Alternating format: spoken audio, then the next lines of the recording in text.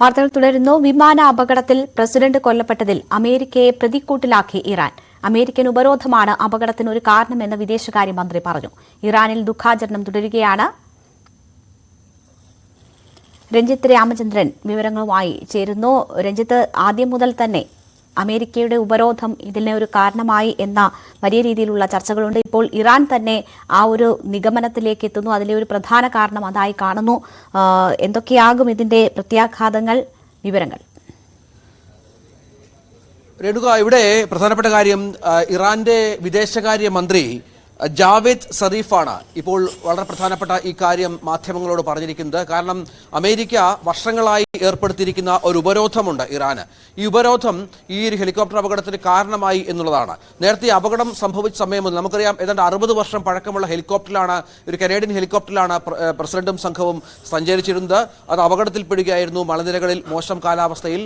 പക്ഷേ ഈ അമേരിക്ക ഈ ഹെലികോപ്റ്ററിന്റെയും ഈ ചോപ്പറുകളുടെയും മറ്റും സാങ്കേതിക സംവിധാനം അടക്കം ഇറാന് കൈമാറുന്നതിൽ നിന്ന് ഉപരോധം വിലക്കപ്പെട്ടിരുന്നു. സ്വാഭാവികമായും ഈ ഉപരോധത്തിന്റെ പശ്ചാത്തലത്തിലാണ് ഇത്തരമൊരു വിമാനാപകടത്തിലേക്ക് എത്തേണ്ടി വന്നത്.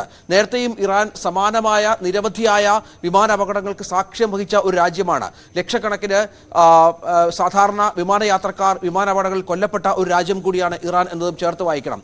അവിടെയാണ് ഈ വളരെ പ്രധാനപ്പെട്ട പ്രസിഡന്റിനെ പോലും സംരക്ഷിക്കാനുള്ള സംവിധാനം തങ്ങൾക്കില്ല എന്ന ദുരവസ്ഥ ഇറാന്റെ വിദേശകാര്യമന്ത്രിനെ വിളിച്ചു പറയുന്നത്. പക്ഷേ അപ്പോഴും ഇതുമായി ബന്ധപ്പെട്ട ഒരു ഉന്നതതല അന്വേഷണം നേരത്തെ പ്രഖ്യാപിച്ചിട്ടുണ്ട്.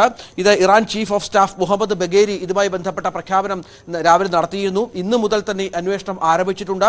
ഇതിൽ പ്രധാനമായും കണ്ടെത്തിയിരിക്കുന്ന ഒരു പ്രാഥമികമായ ഒരു കാര്യം, സാങ്കേതിക പിഴവ് ഈ അപകടത്തിന് കാരണമായി. തൽക്കാലം മറ്റ് അട്ടിമറികളോ ഒന്നും ഇറാൻ സംശയിക്കുന്നില്ല എന്നുള്ളതാണ്. അവിടെയാണ് അമേരിക്കയെ നേരിട്ട് കുറ്റപ്പെടുത്തിക്കൊണ്ടുള്ള വിദേശകാര്യമന്ത്രിയുടെ വാക്കുകൾ പുറത്തു വരുന്നത്. അട്ടിമറികൾ ഉണ്ടാകാം ഈ വിഷയത്തിൽ. ഇസ്രായേലിനെയും അമേരിക്കയും അടക്കം സംശയിക്കാമെന്ന തരത്തിലുള്ള ചില വ്യാഖ്യാനങ്ങൾ പാശ്ചാത്യ മാധ്യമങ്ങൾ നൽകിയിരുന്നു എങ്കിൽ പോലും അതിനെ ഇറാൻ തൽക്കാലം ഒരു സ്ഥിരീകരണവുമായി രംഗത്ത് വന്ന പശ്ചാത്തലമില്ല. അവിടെയാണ് അന്വേഷണത്തിന് ശേഷം മാത്രം ഇക്കാര്യത്തിൽ വ്യക്തമായ ഒരു തീരുമാനത്തിലേക്ക് കാര്യങ്ങൾ എത്തിക്കും അറിയാം എന്നുള്ളത് പറയുന്നത്. പക്ഷേ അപ്പോഴും അമേരിക്കയ്ക്ക് നേരെ വിരൽ ചൂണ്ടുകയാണ് ഇറാൻ എന്നുള്ളത് വളരെ പ്രധാനപ്പെട്ട കാര്യമാണ്.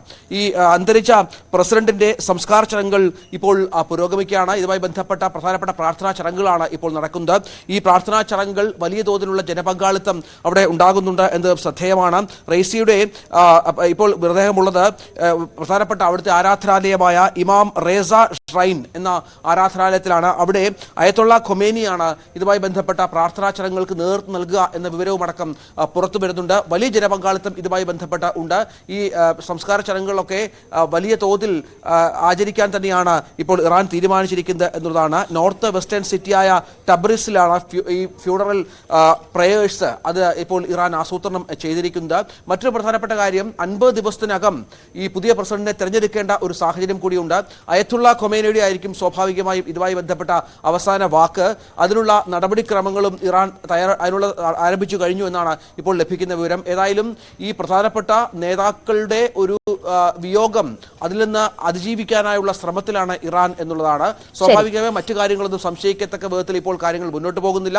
അപ്പോഴും മാധ്യമങ്ങളിൽ പല വിധത്തിലുള്ള വാർത്തകൾ പ്രചരിക്കുന്നുണ്ട് താനും. രേണുക. ശരി, രഞ്ജിത്ത് രാമചന്ദ്രനാണ് വിവരങ്ങൾ നൽകിയത്.